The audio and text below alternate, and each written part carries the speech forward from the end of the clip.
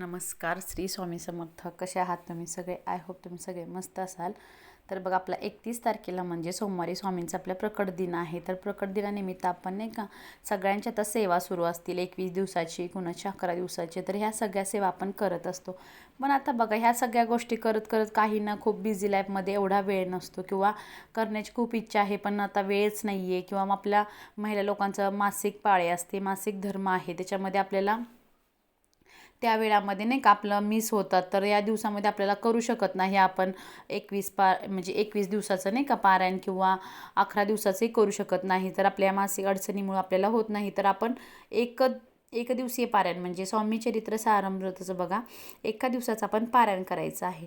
तर कसं पारायण करायचं तर आहे बघा, हे आपण अशी पूजा मांडणी, हे बघा मी कशी केली आहे पूजा मांडणी. हा फोटो माझा पहिला आहे, पण तुम्ही अशी पूजा मांडणी केली तरी चालेल.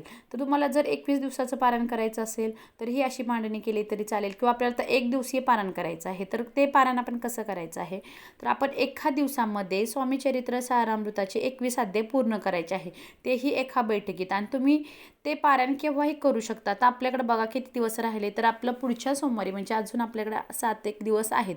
तर त्याच्यामध्ये तुम्ही करू शकता एका दिवसामध्ये केव्हाही.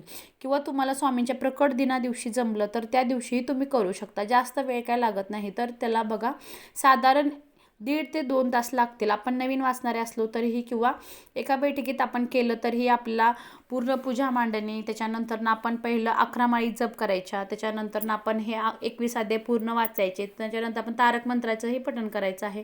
ह्या सगळ्या गोष्टी जेव्हा आपण करणार तेव्हा आपल्याला एवढा वेळ तर लागणार आहे.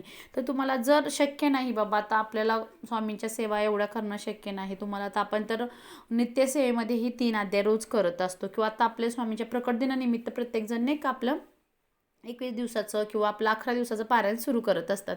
पण या सगळ्या गोष्टी करण्याला आपल्याला खरंच वेळ नाही. मनापासून तर इच्छा आहे स्वामींची करण्याची, पण आत्ता आपल्याला मग वेळ नाही. तर आपण ही सेवा एक दिवसीय पारायण म्हणजे एका दिवसामध्ये तुम्ही अशी पूजा मांडणी वगैरे करा. नाही जमली अशी पूजा मांडणी तर आपल्या देवाऱ्यामध्ये आपण स्वामींची मूर्ती, फोटो असतो, तर तिथंही पुढं आपल्या देवाऱ्याच्या पुढं बसूनही तुम्ही स्वामी चरित्र सारामृत या ग्रंथाचे पठण करू शकता. आणि तेही 21 अध्याय आपले एका तासामध्ये सकाळी उठून स्वामींच्या प्रकट दिना दिवशीही तुम्ही सकाळी उठून जर ही सेवा केली तरीही चालेल.